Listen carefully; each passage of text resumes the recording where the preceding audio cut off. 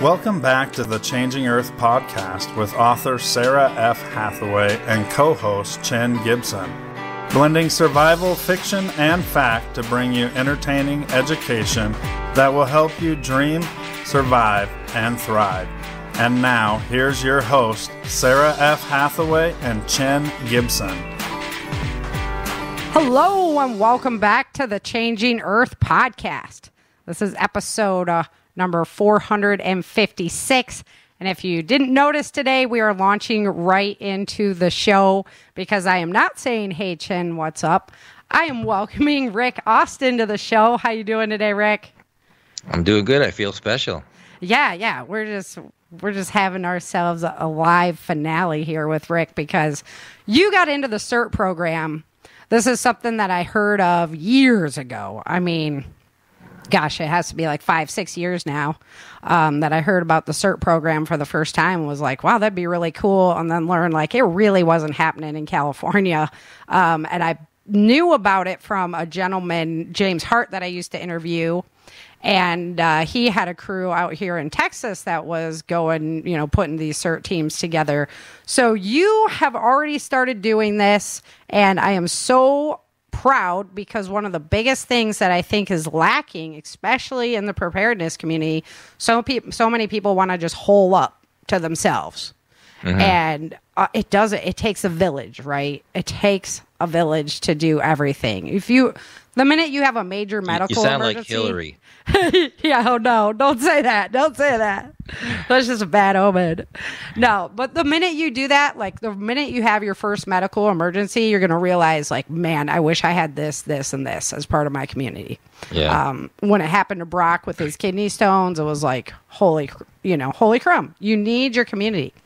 So, I'm really big on communities protecting communities, and you've put this group together. So go ahead and welcome yourself. I'm sure the Prepper Broadcasting community and the Changing Earth community are very familiar with who you are. But for anybody who's listening for the first time, go ahead, a little intro, and then let's jump right into it. All right. I'm Rick Austin. I've been a prepper before they called them preppers, literally all my life, Boy Scout on up. I've been doing sustainable gardening and living off-grid for the last 17 years. We grow all our own food, etc., raise all our own livestock. So they call me the survivalist gardener. And recently, in the last couple of years, the folks at Prepper Broadcasting have given me the nickname, the Godfather of Prepping, and I wear it proudly. Yes, sir.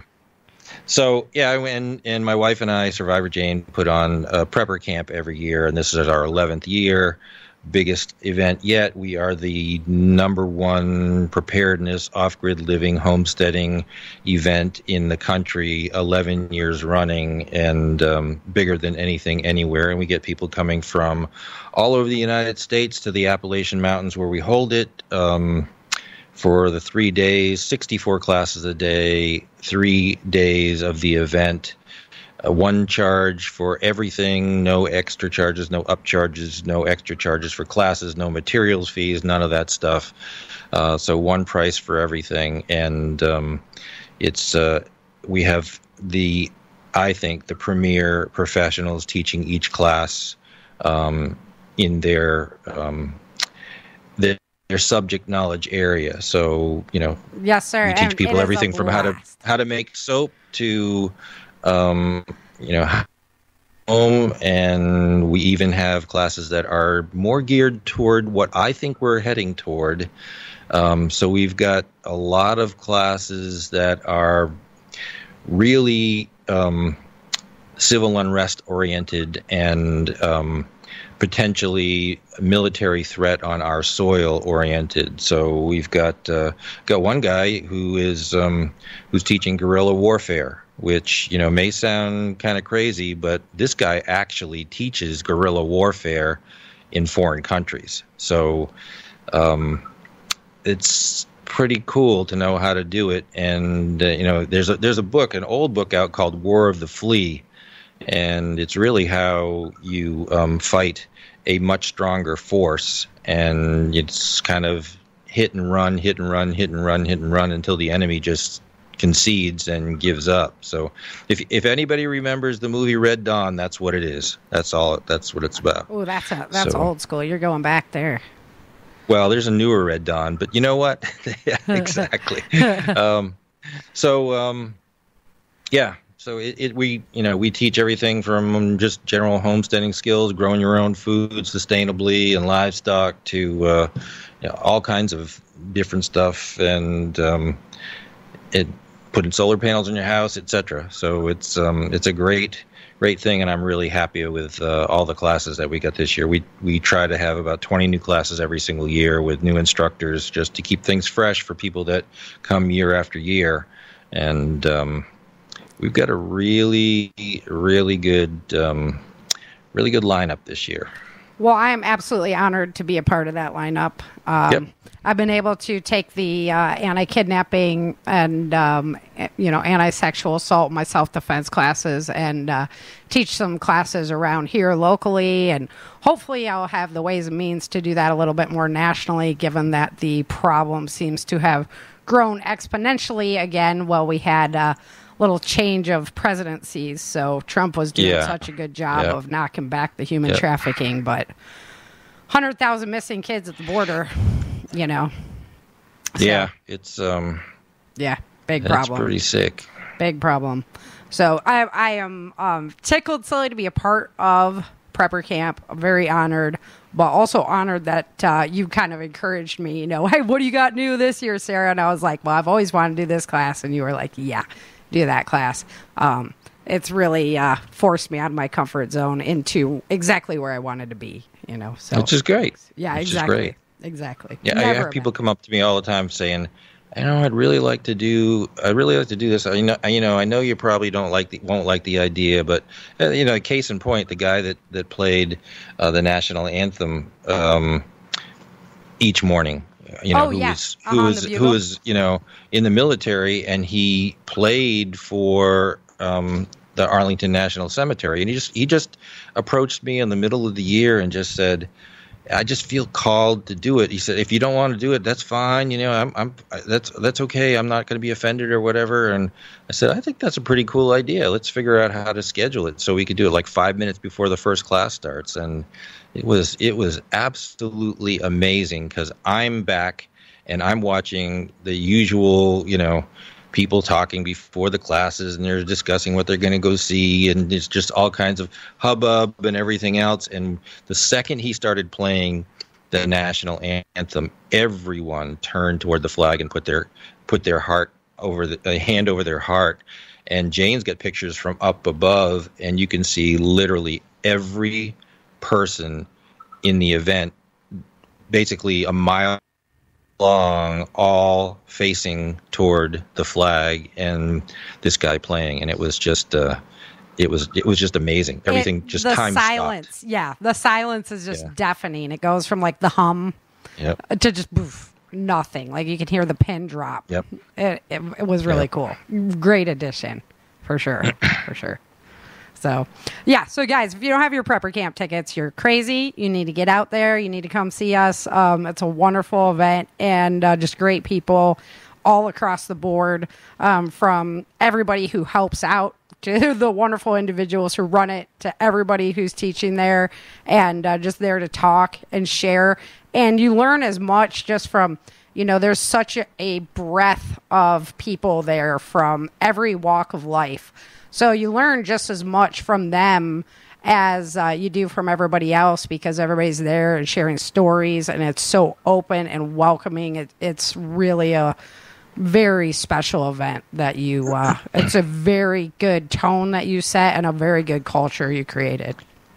And I really, there's something beyond me there. You can feel it. And what made me realize that it wasn't me doing it was that the first year, I think it was, we had these terrible thunderstorms that were coming toward us, just black clouds and lightning everywhere.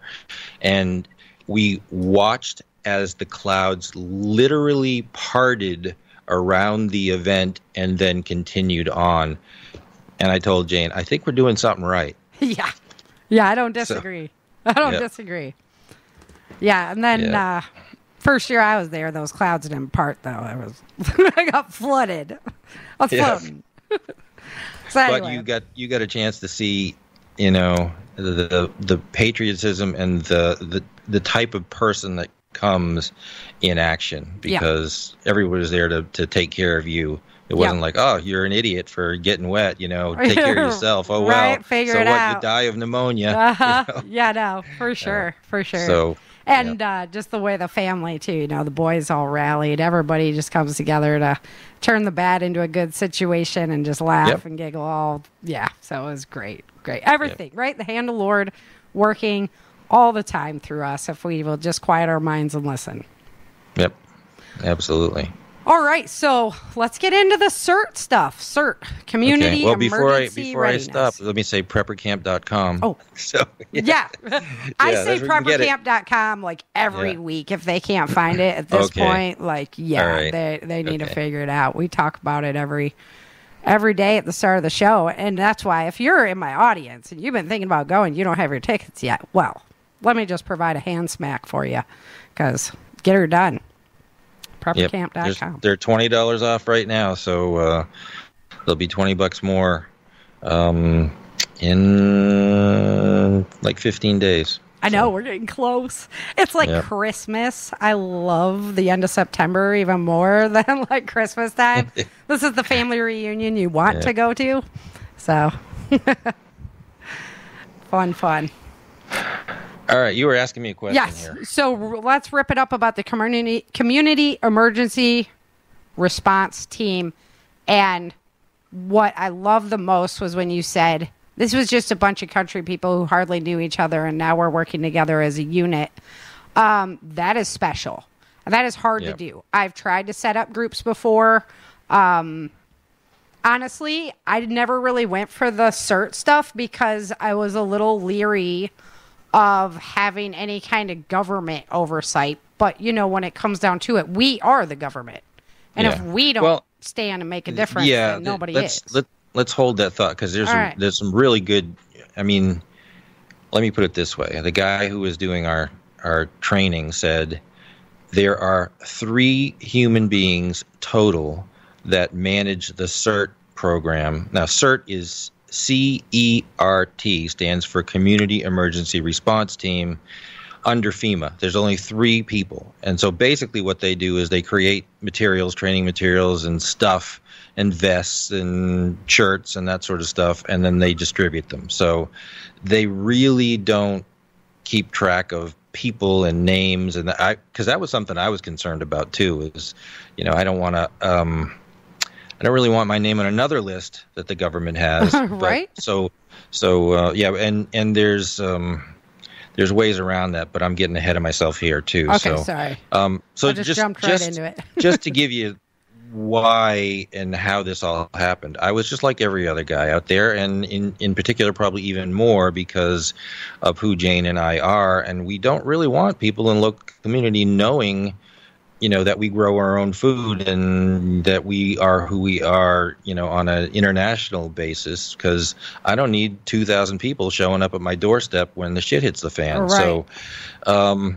So we, we've always kept kind of a low profile, but myself and a couple of neighbors were doing a lot of stuff where we were trying to think about comms and, looking at an area study, kind of like what Mike Shelby does, and, trying to see what we got for resources, and then looking at the neighbors, because we really didn't know who the neighbors were, because it's a very rural area and it's all spread out and different people, you don't know anything about them, but we looked at a GIS tax map and started taking names and creating, this Google map overlay of all the different properties and where the people were and what roads they were on, and then looked at their voting records. And that told us kind of who might be like-minded. And so we were looking at that for our own defense, and then started thinking, if we really think about this strategically, the more we reach out and the more information we gather, the further out from us they are, the more time we have to react to a situation coming in. And also, you've got buffers between you and them, or people that you can defend. So we kind of started a neighborhood watch, which was pretty innocuous. It wasn't like a crazy prepper militia group that we were starting, and I don't really want to be part of that. It was just a neighborhood watch. Look, we can look out for each other. We can keep in touch with each other. When we see something, we can tell you when something's coming. And in a short period of time, we were able to alert the people within 4-mile radius of us of a home invasion down the road, of escaped convict, of a bear in somebody's yard, of a wildfire. And we were able to just send all of that out on the Signal app because we created this group for our neighborhood watch. Yep. So, and anybody that saw anything, they could post something to the neighborhood watch. And so suddenly we're having interactions with people we've never had interactions with before. And then they start sharing political stuff. Yeah.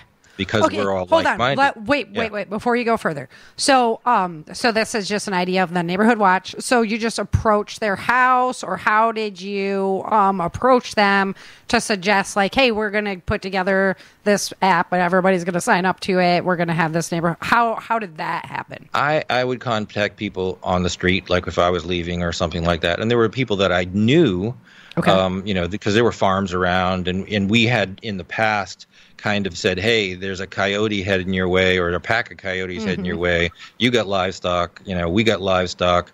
And they would return the favor when there was stuff like that going. So there was some kind of conversation there, but nothing any more than just neighborly, hey, I'm a farmer, you're a farmer.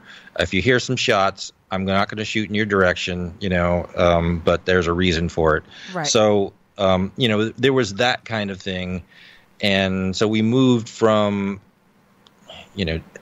phone conversations to texting to, hey, let's try this Signal app, which is end-to-end encrypted, and nobody can see what we're saying that we don't want to have see, and the only people that can see what we're saying are people that are essentially in the group. And you can allow people in the group, or you can not allow people in the group. So it really was a good way for us to get started, and suddenly people are sharing political stuff and that kind of information, as well as weather and criminal and those kind of things. So now you're getting people who are talking to each other, thumbs up, doing whatever. So they're really feeling more like a community, and they're like-minded. And as we brought people into this neighborhood watch, somebody would say, well, I know 2 other people that would be interested in this, so I would go with that person, and I would go meet them. So they would see us, see me, and we'd start talking about communications, and we'd start talking about the Signal thing, and we've got into GMRS radios, which have about a 5-mile range, and you can set up separate channels on those things, so you can have radio to radio. Channel. Yep. So radios, and we talked about communications in the worst possible scenario, and what can we do, and we've got people who now understand what Meshtastic is, and for those that don't know, it's basically you're using a radio, a tiny little radio that you carry on your person, and your phone just becomes a keyboard and a screen that you can see stuff. So in the worst possible scenario that the grid is down, the cell phones, the towers run out of battery and or their generators die, there's no more cell service, and GMRS is only going to get so far. So these little radios are Bluetooth to your phone. So even though your phone is absolutely useless as a phone, you can still text people, and you can do the same thing you do in Signal. You create little groups.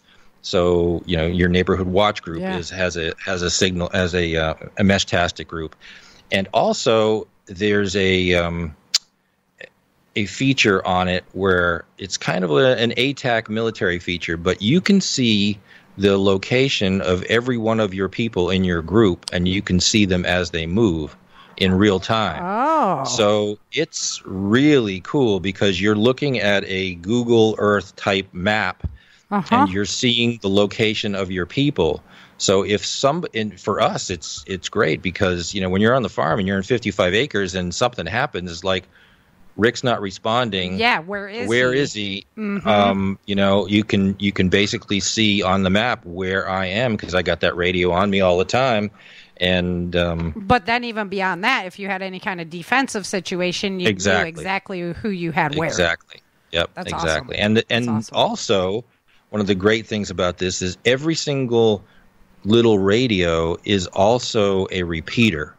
So if you've got some obstacle in your way or something like that, or there are people are a little too far apart, if you've got people between you that have that little radio that are also on Meshtastic, even if they're not in your group, that signal will go through their radio, bounce off their radio, and to the person that you're trying to reach. Gotcha. So it was a great idea for us to also want to get more and more and more people on this whole community neighborhood watch, community watch thing, and get them onto Meshtastic because we really wanted to cover the county.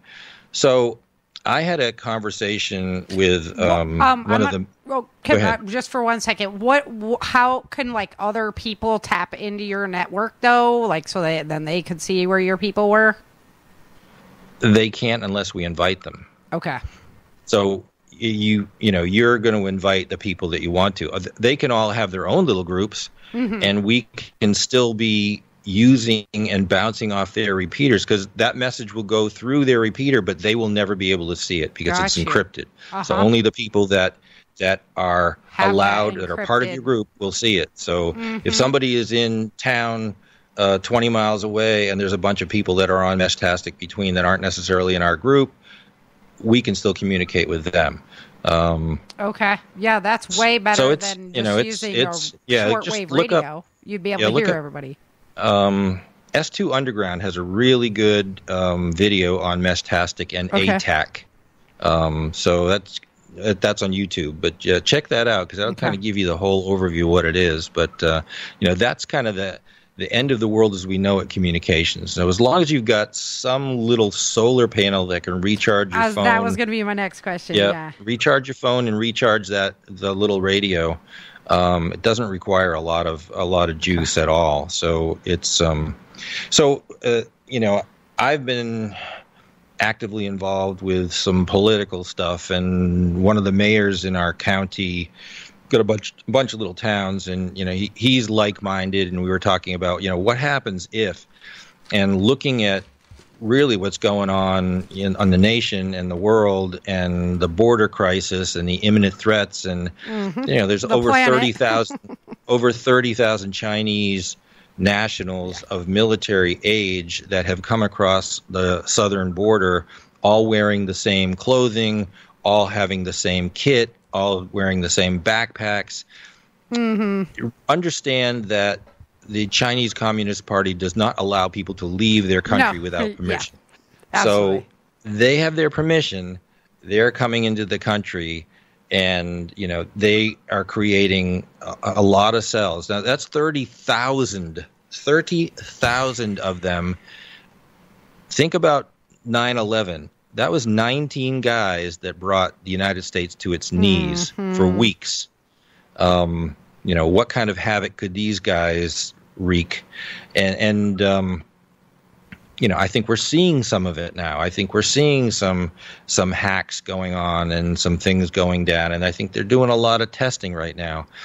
And the Chinese Communist Party, whether we care to believe it or not, whether we want to keep our eyes closed to it, they have declared war on the United States. They've declared unrestricted warfare on the United States. Their intention is to be the dominant power in the world, and in order to do that, they got to knock the United States down. So, and they'd like to take our farmland while they're at it. Yeah, they do, and they're there's a lot of politicians that are captured by the Chinese, basically. They're paid off, or they're blackmailed, or whatever. Yeah. And so these guys are serious about trying to destroy the United States. So if you got 30,000 people in, and you're a prepper like you and I, and you kind of know what happens if there's an EMP or grid down situation, the ideal scenario for them would be take down the grid, which is antiquated infrastructure, which is really in bad shape right now and very easy and very susceptible to attack. All you have to do is shoot out a few, substations. They've already tried that. And you take down the entire power grid. Well, the Department of Defense of war gamed this out years ago. If there was an EMP or the grid goes down, 80% of the population will be dead in 2 months because of lack of resources or people killing each other. Yeah. And the ones that are left will be the ones that are prepared and in a place where they can defend what they have. And the other ones that are left are going to be the really, really bad psychopaths. Guys. Yeah. So, this is a scenario that we're concerned about, and the mayor and I met and talked about this and said, we need to develop a plan, for the county. And I'm like, well, yeah, we should. So we got together with the sheriff, who is the highest constitutional officer in the county, and said, hey, this is what we're concerned about. We need to do something.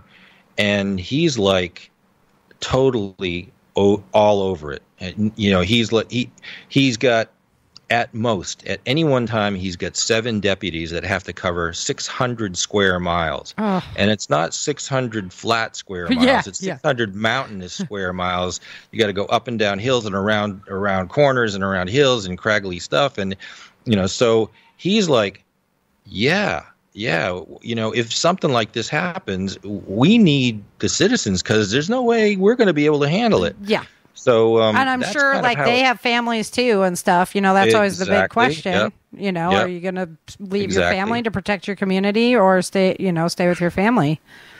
And when we talked about this Meshtastic thing, he says, "Oh, my guys are all using Signal right now, and they're already using their cell phones." And he said, a new radio cost me $2,000. He said, "How much are these?"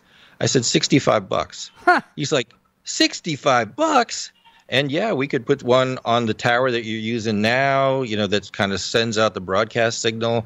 And he's like, oh man, this is great. So he's going, where do you buy them? So he's online ordering it while we're in the meeting. Nice. And so he's like, sees it. And then he realizes the more people, the more citizens we have on that network, the more sustainable it is for everybody, and the more that his deputies have a way to communicate with home base and everybody else. And he can use it to send a mass info text out to everybody if there's something, or if there's a grid down, or if there's, whatever the thing is, the more people that are on it, the more they're going to be able to share information. Yeah, they can be like, we're looking out for this guy, give a description over it, and now you got your whole community working in unison. Yep.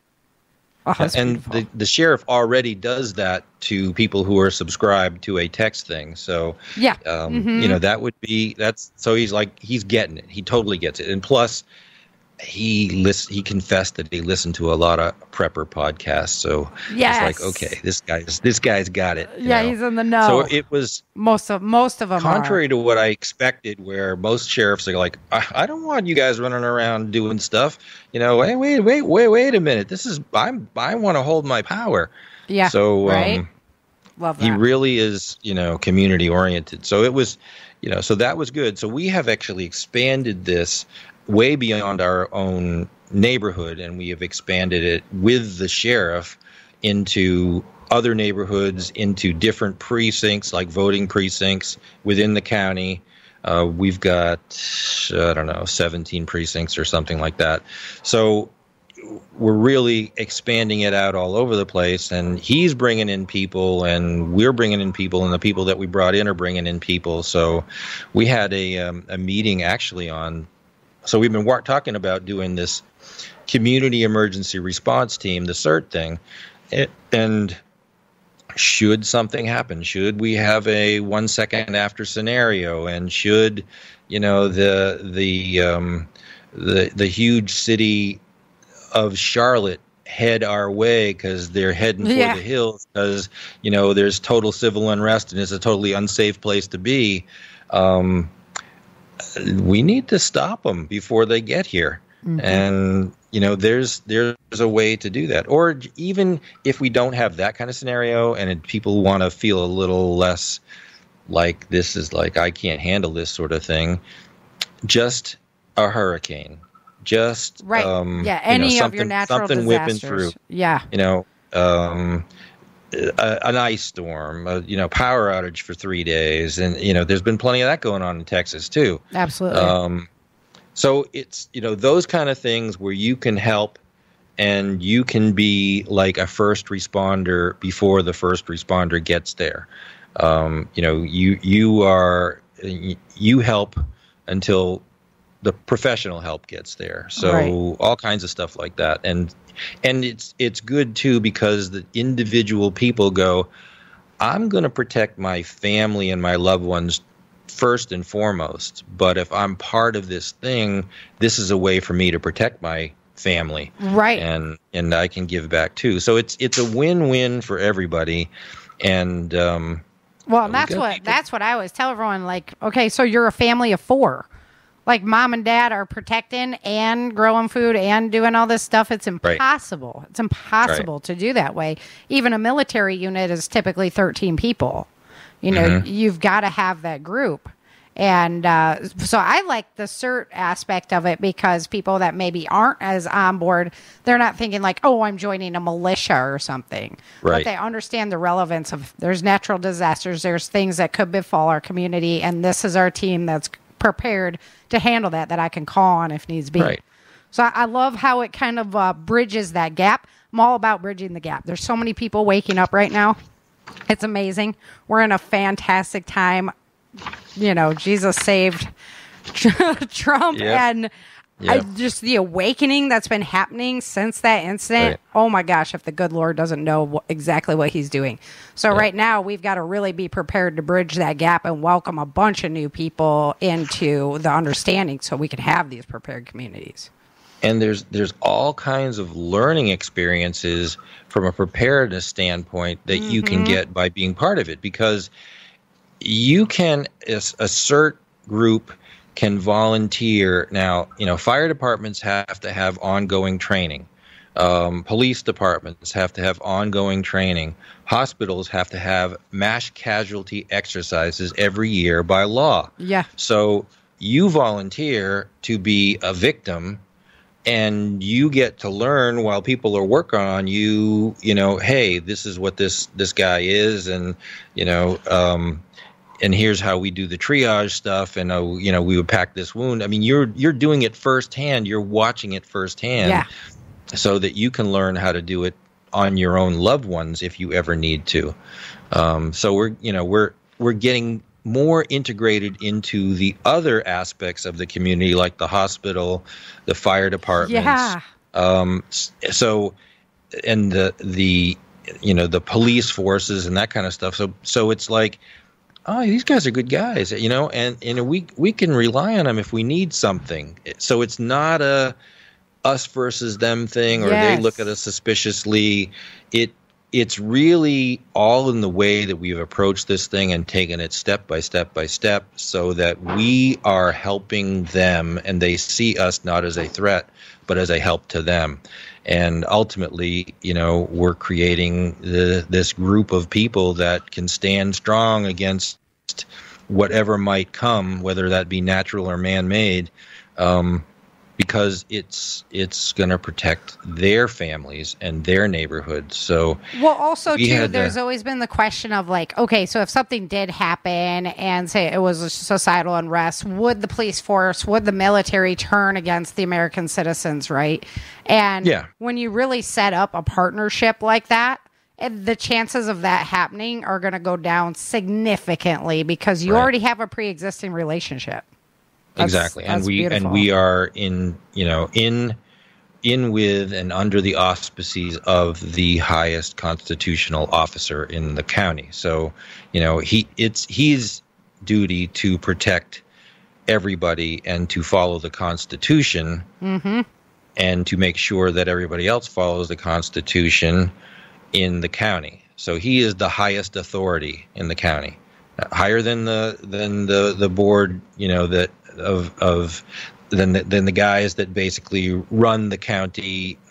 He is higher than everybody. So it's a good relation to have, and we are lucky that we have a guy that is already prepared, is minded, and gets it. So, we yesterday brought in a CERT trainer, a guy who teaches the whole CERT thing, and we literally had a 5-hour class in one of our government buildings. The sheriff attended. He had a sheriff from a neighboring county attend who was interested in this stuff, and we had 25 people in a room where we were going through this. And the guy that came down from Virginia, and he's a guy that I know and you might know, Nat Sellers, the preparedness guy. And I he do does know of him. Yeah. Yep, he does emergency management. That's his life. That's his job. That's his training. So he does CERT training. He is a guy that does that sort of stuff. So he could tell us kind of the ins and outs and what you need to do and what you don't need to do. And he basically said it's like this thing that fell between the cracks, because FEMA is typically a top-down organization, and Department of Homeland Security, under which FEMA exists, is a top-down organization. But because the CERT's set up the way it is, where there's only 3 people that actually do anything, that run the program, and they're basically just sending out materials and maintaining their website, you really can organize your community emergency response team any way you want to, and you're not overseen by anyone. So we don't need to be involved with the sheriff here, but we want to be involved with the sheriff because he is like-minded, and it does give us that sort of credibility and that sort of access to places that we wouldn't normally have. Right. But you could do this yourself. You don't need to have the sheriff buy in. You don't need to have the fire department buy in. You don't need to do anything. But you just go set it up. You register. One person has to register, or organization just registers with FEMA. Simple process. And then after that, anybody that wants to take the CERT courses can, but you don't have to. And you can take that stuff online if you want to. There's like 8 little sections. So check that out. One's on search and rescue. One's on fire stuff. But it's prepping stuff. It's when you have the physical classes, it gives time for people to get together, actually talk to each other, look each other in the eyes, know who each other are. I mean, we're missing out on so much of that these days. So in this 5-hour class, what I saw most important was the breaks, where you got people telling stories and people who were talking to each other. And, one woman was talking about the fact that she came up on an accident, and, she got out to see what she could do to help. And the guy who was in there was pinned in there, and it was really bad. It was like blood and like losing a limb sort of bad. Mm-hmm. So she's trying to keep the guy calm. And some woman stops her car and comes over, and she goes into hysterics, screaming and like, "Oh, it's so awful." And it's like, no. So she has to pull this woman aside and say, "Get in your car, close the door, get out of here, leave us alone. You're making things worse." Yeah. So in a lot of ways, CERT training tells you that you're kind of the calming force. And when people see somebody there with a CERT vest, or you look official or whatever, okay, it's like you can literally breathe a sigh of relief, because you don't know what to do, but these people can help you. And even if it's just because you're in a panic, just calling the sheriff, who to get somebody out there to do something. So it's And That's like I said, awesome. it was really cool just listening to people talking to each other who had never talked to each other before, who might have even been suspicious of each other before, Yeah. and it just became a great way to build camaraderie and teamwork. And after the meeting, it's like, I mean, this is a 5-hour session on a Saturday. Of course, I bought pizza, so that helped. Yeah. But they were like, okay, what's next? What do we want? What do we What do want we to do do training next? on? What I do we love do it. want to train? Let's do training on a trauma thing. Let's do, let's bring somebody in who's an expert that can teach us what to do They have if there's those an active shooter or yeah, they have those stop the bleed classes. Those things are Yep, amazing. stop the bleed. Yeah. Yep, exactly. Yep. Yep. So No, and that's and exactly what our next class is going to be. So now they were like, okay, let's meet once a month. Let's figure out what day we can all get together and stuff. So that would have never happened if we had tried to start a county thing instead of starting at the neighborhood level and working out and showing that it works at the neighborhood level. If we had tried to do a top-down county thing, you don't think it would have worked. No, nobody would have trusted it. Yep. I totally agree with that. And like I say, your story was a perfect segue into what I was going to say as far as like, because people see the uniform and they know you have some level of training, it's better than some dude out there in camos or whatever. And then they're like, oh, what's this psycho doing or whatever? People immediately just judge and think certain things. We're humans. That's what happens. Yeah. And that really highlights that point that I wanted you to make about, it does provide that calming force. And what a good way into that, because it's so important. The trust issue is a big problem that we're going to have to tackle. Right. And it's and if you're in a rural area and people are there because they want to be there. They don't necessarily want contact. If anybody walks up my road, they're likely to get shot. It's just you have no purpose on being here unless it's negative. So, you had to work hard to get up my road because it's steep, it's 2 miles long, and you end up at my driveway. I got 4 vicious dogs that are going to take you out maybe before I can. So, that's the thing. And so that's not just me. That's everybody that lives here because that's what they want. They want to be left alone. They want to take care of themselves. They're self-reliant. So this was a way to say, hey, you want to take care of yourself. You want to take care of your family. This is a way you can leverage everyone around you to help protect you or to see trouble coming long before you would see it yourself. To light up a network and get that community togetherness. Because it's hard. It's really difficult. I've talked about like community gardens in the past. I've tried to talk to city people about, what if you had one floor of the apartment building that was like, hydroponic systems for everybody within the apartment. And they're like, that's great, except my neighbor's a whack job. And it's like, you guys, there has to come a point where we stop like calling each other names and start like having a little patience with each other. The biggest problem with community garden, community whatever, is the word communism that's in community. Fair enough. And it's, if you know anything about history, and let's say the Pilgrims that landed on Plymouth Rock, they had basically a commune when they first started. And they almost all starved to death because only a few people did the work. The rest of them were like, I don't feel like doing it. I'm going to watch a soap today, or we're gonna see an Indian play. It's like, I don't want to. So what saved them was what has made this country great after that happened. And it's the governor said, hey, this ain't working. We're going to starve to death. So he divvied up the land and gave a plot to every person and said, you can work that land. You can do what you want with it. If you have a surplus, you can sell it. What you can buy from other people, but no one's going to feed you. Yeah. You have to feed yourself. And when that happened, people took responsibility for themselves and they weren't relying on someone else to do it for them.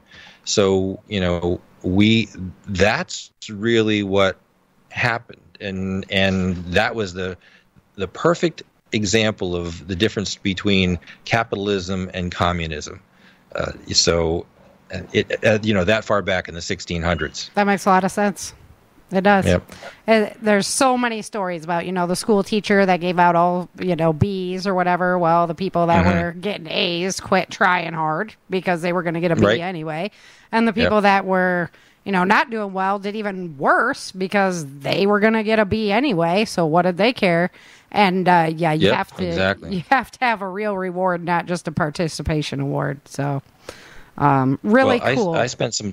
I spent some time in the former Soviet Union, and we were being taken around by these people, and they were saying, "Look at our wonderful apartments," and they had row after row after row after row, street after street, block after block of these kind of cookie cutter 5-story, 6-story buildings that were apartment type complexes, and I guess you could buy them or whatever.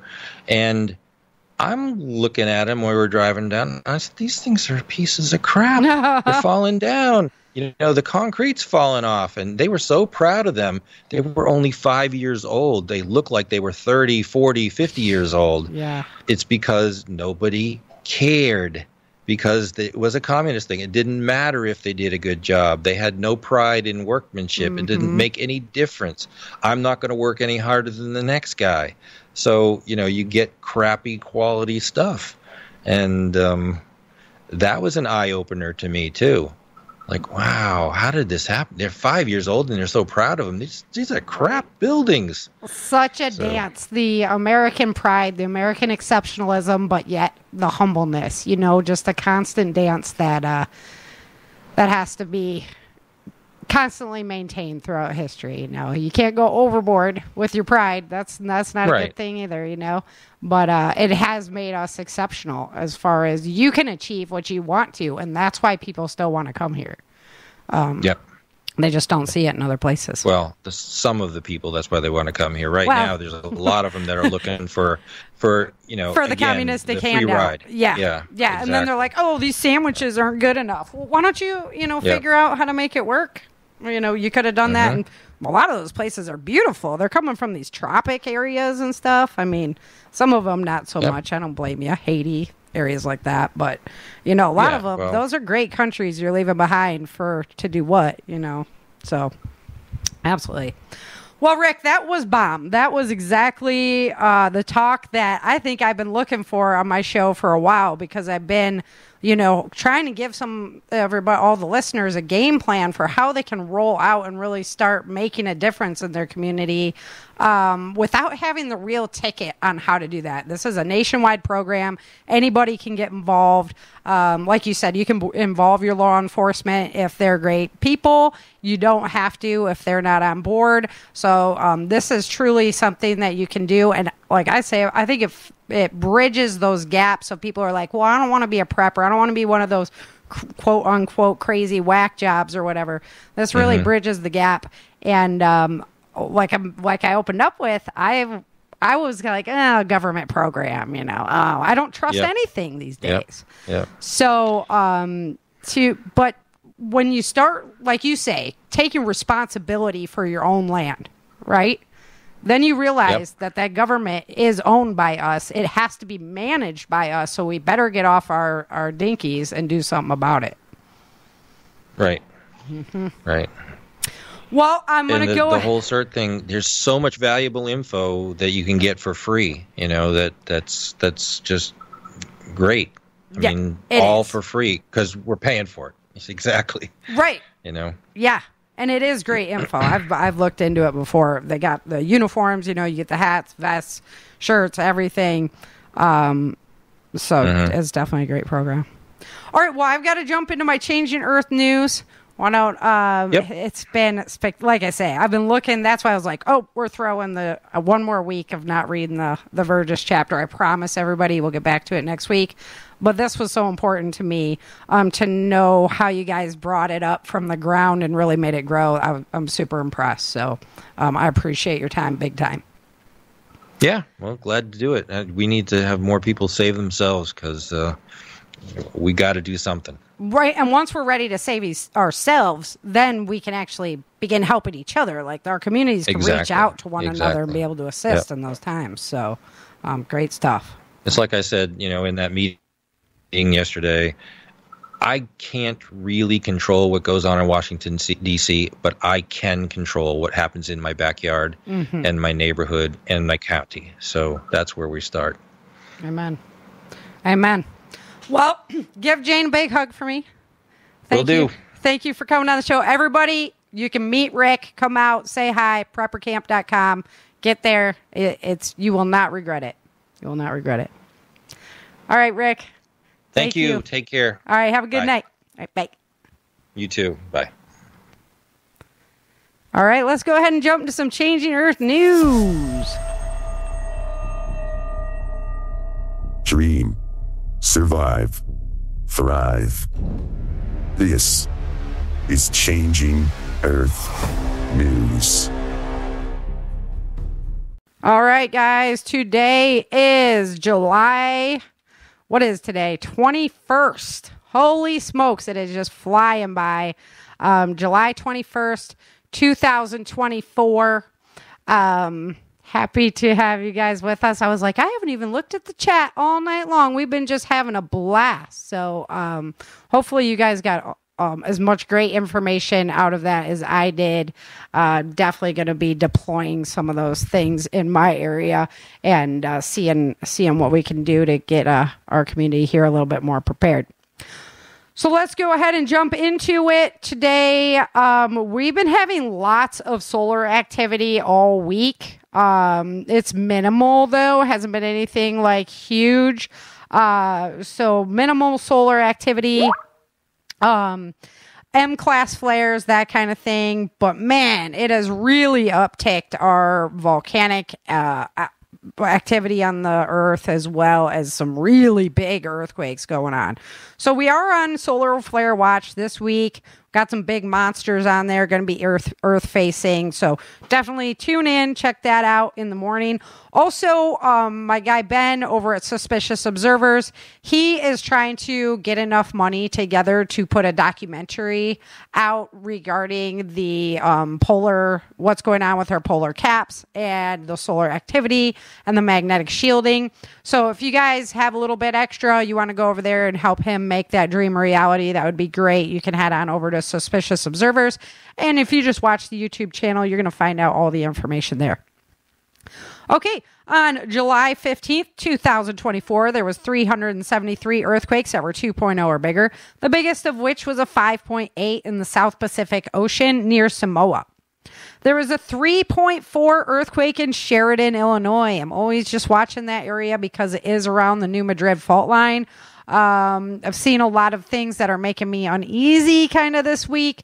So I would just keep eyes on the earthquake activity and stay prepared as always. There was a hailstorm in Philadelphia in July that actually registered trace amounts of snowfall because there was so much hail that came down. Absolutely incredible to see in the middle of July. So that's definitely worth noticing. You know, it wasn't any big deal, but just very unusual occurrence. On July 16th, 2024, there was 382 earthquakes that were 2.0 or bigger, the biggest of which was a 5.6 in the Molucca Sea near Indonesia. Earthquakes and tremors were occurring in Nairobi, Kenya. There was a 4.7 earthquake that hit. Caused some damage out there. Toronto was also hit by flash flooding. Big storm came through, flooded out pretty much everything. There's even Drake, I guess. He's a famous rap star, and his mansion got flooded or something. So that was pretty funny to watch on YouTube. I'm sure he wasn't prepared for that moment. China's flooding situation are moving north. It is getting worse. It is deadly flooding. And actually today they have a tropical storm headed towards southern China as well. So not looking good on that home front for China. In northwestern Indiana, near Chicago, they were impacted by many tornadoes touching down. It's been estimated that 5 to 11 tornadoes touched down in that area by Chicago. It was part of this deadly derecho that moved across the Midwest. It's basically like midsummer storms that just get ripping across the plains area. So those tornadoes were associated with that event. July 17th, 2024, there was 337 earthquakes that were 2.0 or bigger. Biggest of which was, I didn't mark down the number. Oh my gosh. I think it was a 5 point something in the Celeb Sea near Indonesia. Wasn't very noticeable. We haven't really started upticking the activity at this point yet. However, there was a large earthquake swarm in Southern California. There was also a 3.7 earthquake in Kingston, Jamaica. Nashville, Illinois, they had a major dam failure, which caused a lot of evacuations downstream due to flooding. And in Yellville, Arkansas, Arkansas, sorry about that. They had significant flooding due to storms there. And Burlington, Vermont also had rains with flash floods happening there as well. On the 18th of July, 2024, there was 333 earthquakes that were 2.0 or bigger, biggest of which was a 5.6 in the North Pacific Ocean near Japan. Rome, New York was impacted by a tornado, and Montana has been seeing a lot of significant wildfire activity. The Miller Park fire in particular was now at 1,760 acres. Now that just simply dwarfs the event that's been unfolding in Brazil. Southern Brazil was getting all of that rain, but central western Brazil has the largest wetland, tropical wetland region in the world, and 700,000 hectares of that wetland, the Pantanal wetlands, has burned. So 700,000 hectares is like over 1.4 million acres of tropical wetlands. Very, very sad event that's unfolding down there. And you really just have to attribute it to the changing earth and the moisture regions changing from what they traditionally were. We are on an ever-evolving planet. It's not going to stay the same forever. The Sahara was green at one time. So it's just kind of heart-wrenching to watch that happen. Lone Rock near Portland, Oregon, they were under evacuation due to wildfires. Farmington, New York, they had a hail buildup that also covered the ground, made it look like it had snowed in July. On the 19th of July, there was 406 earthquakes that were 2.0 or bigger, the biggest of which was a 7.4 earthquake in Chile. Sicily has been hit hard by drought conditions, and there was a 6.0 earthquake in the North Pacific Ocean off the Aleutian Islands by Alaska. So the Ring of Fire just getting really, really motivated to start making some moves. July 20th, 2024, there was 393 earthquakes that were 2.0 or bigger, biggest of which was another 7.3 in Chile. Lake Tahoe, California has an earthquake swarm going on. And there was a 4.1 earthquake in New Zealand. There was a very rare 2.1 earthquake that happened in Palermo, Maine. So we're talking the continental plate of the United States moving. So look it up online. You'll see where that plate really sits, and it would go up through Maine. So that's New Madrid. That's talking moving west coast. So really eyes on that situation right now. 11 people have passed away in China after a bridge collapsed. The rains just causing more flooding there. Stromboli volcano has erupted. Ash is becoming a major problem there. Multiple fires burning in Los Angeles County. There's been lots of little hot spots all over California. And in Bulgaria, they're also dealing with wildfire issues as well.